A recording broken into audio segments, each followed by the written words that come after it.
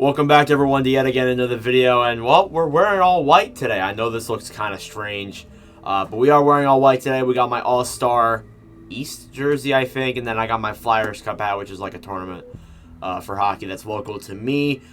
So basically goaltenders. You know, in the past couple of years in the draft, you've seen goalies drafted in the first round. Some of the most notable ones: Spencer Knight drafted by the Florida Panthers in the first round in 2019. Yaroslav Askarov drafted by the Nashville Predators in 2020. And then two goalies drafted in 2021 in the first round. You saw Sebastian Cossa be drafted by the Red Wings, and Jesper Wallstedt drafted by the Minnesota Wild. I don't think we see a goaltender get selected in the first round this year, although the draft is very wide open.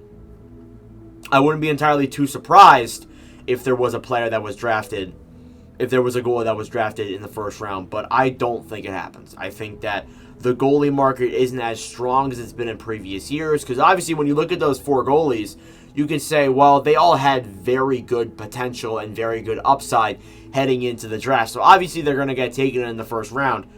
This year, not so much, but I found this actually a little bit entertaining to go take a look at some of the goaltenders that are in this draft that nobody's really talking about. I took 5 of the goalies from the NHL Central Scouting list on NHL.com, and we're going to talk about 5 of them today. I think 3 of them are from the CHL, and then others are out in Europe. So let's get into it. We'll start off with Tyler Brennan, straight out of the Prince George Cougars in the WHL. He is 6'4", 190 pounds. And he catches left. His highest draft rank is 54, which I think out of all the players that we have mentioned here, that is the highest rank. With the Prince George Cougars this season, he played 39 games, had a 3.58 goals against average, and a .899 save percentage. That might not look entirely too good, but in a high-scoring WHL, honestly, a high-scoring CHL, because you get a lot of high-scoring players, that's actually not that bad. He really rejuvenated himself in the playoffs, though. Although his team was eliminated in the first round, he had a 1.89 goals against average and a .954 save percentage in 4 games played. And they lost, mind you, and Brennan put up these statistics. So I thought that was pretty unreal. He was a backup in the 2020 World Juniors, but he did not play in any of those games, unfortunately. Some fun facts here on him, or some style about his play. Good overall quickness, capable of making big, timely saves, and has very good pro potential. So you could argue he is probably the best player out of North America in the goalie market heading into this draft. I don't think he's the best overall, but I think he's probably the best in the North America region. And I think he's also ranked number 1 by NHL Central Scouting as well. So that's pretty interesting. And also, he's number 30, which, notable thing here, 4 of the 5 goalies we talk about here have the number 30. So that's an interesting fact there. And anyways, move on to the next goalie. You move on to the USA National U18 team. Look at Tyler Muzelek, who is number 30, obviously. He is 6'2", 194 pounds, and catches left. His highest draft rank is 162, so he's one of those goalies that could very well go anywhere. With the USA National U18 team, he played 35 games, had a 2.91 goals against average, and a .900 save percentage. And in this year's World Juniors, which were obviously cut short, he played 2 games, had 2.5 goals against average, and a .909 save percentage. I think that's very impressive, putting up a 2.91 and a 900 in the USA National U18. So I think that is a very good stat there. And then it was also announced that whatever goalie's drafting him, or whatever team's drafting, not whatever goalie, whatever team is drafting him, you'll have to wait, because he's going to the University of New Hampshire in next season. So I thought he was interesting there. So a little bit of info on him. There's not that much about him. Relies on his size and his position of play. Obviously, he's got some good size there. He's a big presence when he's down in the butterfly. So I think he is one of those type of butterfly goaltenders. And I think whatever team drafts him, I think you're getting a solid, probably backup potential. I don't see him being as big of a starter, if best a fringe starter. So, I mean, I think he can be a solid goalie in the NHL, just not as big as other people are projecting him to be. Moving on to goalie number 3 here, you have Topias Leinonen. Probably butchered that name, and I probably butchered the other guys' names as well. He's number 34, a little bit bigger than the other goalies we have here. He is 6'5", 234 pounds, and he catches left. His highest draft rank is number 62, And with the JYP U20, he played 21 games, had a 2.28 goals against average, and a .916 save percentage. Very good stats there. Probably the best goalie out of Finland, if we're being honest here. And then in the 2021 World Junior Championship, he played 5 games, had a 2.61 goals against average, and a .897 save percentage. And it was announced that he will be playing in the JYP in the 2022-2023 season, and that is a league full of grown adults, so obviously he will be getting some experience there as well. But he did play a little bit there this season, so that is worth noting. So it's a little bit of info on him. He plays hybrid butterfly style, so that's been interesting in him. He's different from the other goalies in that way.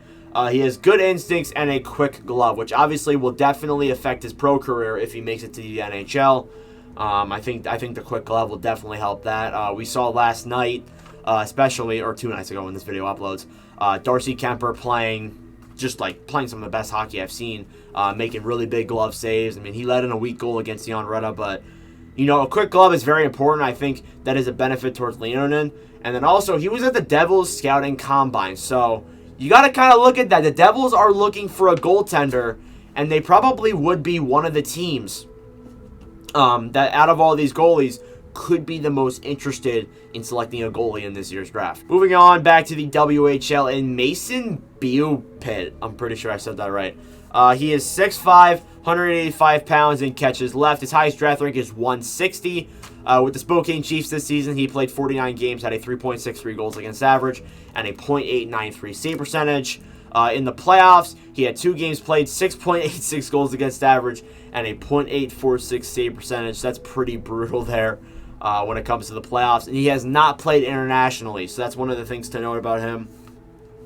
He's ranked number 7th by NHL Central Scouting.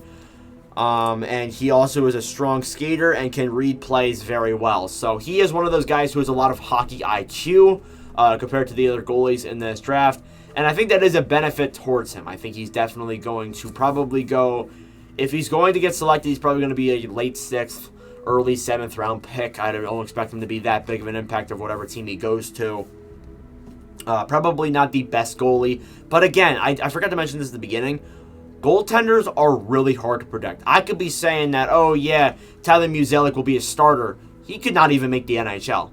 Goalies are really hard to predict, especially at this stage. So it's kind of hard to say, like, basically what's going to happen with all these goalies. But it is interesting to take a look at them. But I think Bupid, I think he has a lot of hockey IQ that he brings to the table. And he probably has some decent potential with whatever team drafts him. And lastly, move on to the 5th and final goalie that I wanted to take a look at. Probably the best goalie in this draft, in all honesty, and he's really impressed me. And he's the best, obviously, from Europe as well. Hugo Haveled. And who doesn't love that name? Hugo Haveled. Such an impressive name. I'm probably butchering that to hell. But he is 5'10", 174 pounds. Interesting, because he is smaller than the other goalies in this draft. You look at all the other goalies, they're at least 6'2". This guy is 5'10". Unbelievable. He catches left. His highest draft rank is actually 60th, which is, I know, a little bit higher than Tyler Brennan's, but that is a late 2nd round pick.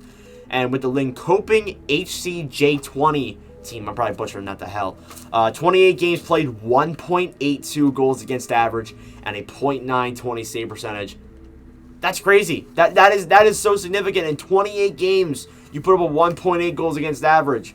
And I know the Swedish league's maybe a little bit weaker than some of the others because we don't have that many Swedish players that are really of note in this draft, but that is still unbelievable. In 8 games in the playoffs, he had a 1.97 goals against average and a .925 save percentage. Just crazy. And then in this year's World Juniors, which were obviously cut short, in 5 games, he had a 2.41 goals against average and a .929 save percentage. So you see through all those statistics, he's a very good goalie when it comes to save percentage. He's saving a lot of shots. Even if he lets in a lot of goals, he's still facing enough shots to have his save percentage be that high, which I think is very significant. He's a top goaltender in a WUL 18, which I think is the world's under 18, I think.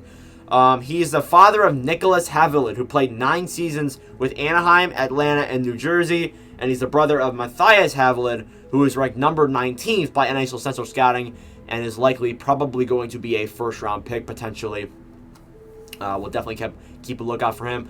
But he is definitely my favorite goalie, hands down. And just look at his play. He's the top goalie in the world under, obviously, and those stats, crazy. And for his size, putting up those numbers, I think that's very significant. Although those leagues, you may argue those are kind of weak, he proved that he's still very good in the World Juniors with a 2.41 and a .929. He's definitely my favorite goalie heading into this draft. And again, I know goalies are so hard to predict what's going to happen for them in their career, but I think this is very interesting and is definitely something to take a look at. You look at the other goaltenders in this draft that were basically on the NHL Central Scouting thing, top 10. Ivan Zigalov. I probably butchered that to hell. In Sherbrooke, you have Dylan Silverstein there as well, which is actually on the same team as Tyler Muzelek on the USA U18. You have Jan Spunpar with the Alamak Jr. You have Ty Young with Prince George, same team as Tyler Brennan. And then Cameron Whitehead with Lincoln in the USHL.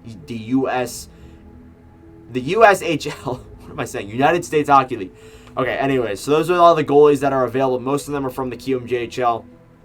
But yeah, I like taking a look at this because nonetheless, you know, these goalies, they might not make it to the NHL, but it's cool to take a look at a draft that is kind of wide open and preview some of the goalies that could potentially go in this draft. And I think it would definitely be a fun thing to take a look at. So we'll definitely come back to this after the draft is over.